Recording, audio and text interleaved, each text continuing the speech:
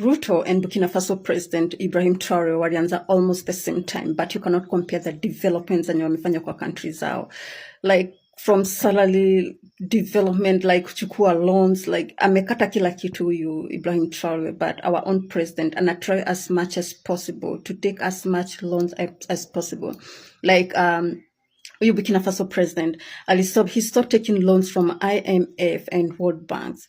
Lakini our own president anatry as much as possible kuchukua everywhere venye anataka. Lakini saa wao waka cancel nini, waka reduce the salary of government official by 30% and then increase the salaries of civil servant by 50%.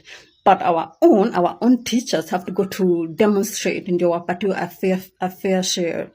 Lakini the government officials hiyo hakuna shida, wanaongezea venye wanataka. Then about the housing projects, Burkina Faso, Ibrahim Traore anajenga 50,000 houses to give up to the poor, just to give up to the poor. But our own yet what see affordable anymore.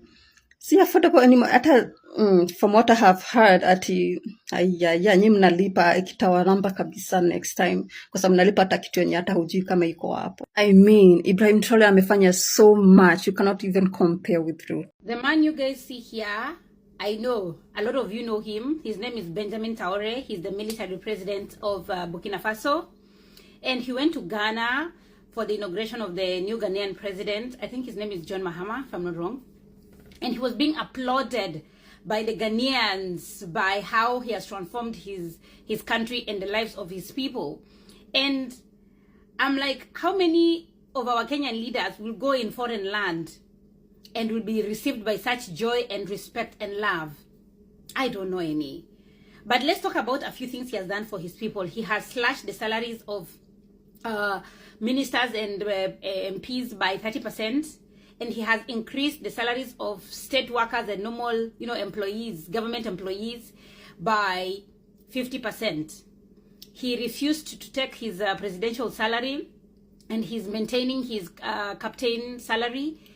And he's also refused to take the wardrobe allowance they give, presidents. And then he's remaining with his military uniform. How many of our leaders are that humble? Kenya, the country is on the brink of bankruptcy, but MPs are increasing their salaries. The president was, wanting to renovate his house with 900, is it million or billion, whatever was that. But let's not talk about what he has done for his people. Let's talk about him as a person. Do you know how many assassination attempts he has survived in the 2 years he's been in power? 18. Guys, 18. While in Kenya, there's no Gen Z that has staged an assassination attempt on any government official. Just a mere drawing of a cartoon and AI-generated images of leaders in a coffin. See how our Kenyan leaders are whining and wailing on the internet like little chairs. And yet Kenyans, we are ruled by cowards. Cowards. I'm actually starting to think maybe democracy doesn't work in Africa. Because some of the military, guys, except Museveni, a lot of them are actually doing great work. Because now that they were kicked out of ECOWAS, they formed their own alliance, Niger, Mali, and Burkina Faso. And the French airline said that they're going to suspend their flights to Burkina Faso. Guess what he told them? Suspend your flight indefinitely. We don't need you here. While in Kenya, we are going to India to collect criminals to come and expand our own airports. Ain't that a joke? Oh my God. Like, I sometimes I look at Africa and I'm like, we have leaders that can actually take this continent to the next level. But we have others that are always pulling, like the war is within, like the enemy is within. They use you to go against your own people and you stupidly accept. I hope we have more leaders like this. This is a Gaddafi. This is a Gaddafi, Thomas Sankara, for those people who actually follow African politics and leadership. These are the leaders we need, not those useless leaders with 16 convoys of cars, wasting government resources while doing absolutely nothing. Kidnapping unarmed children for drawing cartoons. Since when did drawing a cartoon become unconstitutional? I don't like where Kenya is going. But the good thing is, these are not the old times where things were happening in darkness and you don't know. We have cameras everywhere. Phones, chwa. All your transgressions will be publicized for the world to see. I said what I said, cousins. Good. When I watch and see Burkina Faso president, that is Ibrahim Traore, my heart always melts with joy. It is a true testament that there is hope for Africa. We still have leaders who can stand and fight for their people. We have leaders who value their citizens. We have leaders who have vision for Africa. We have leaders who understand what is in Africa. And we have leaders who believe in Africa.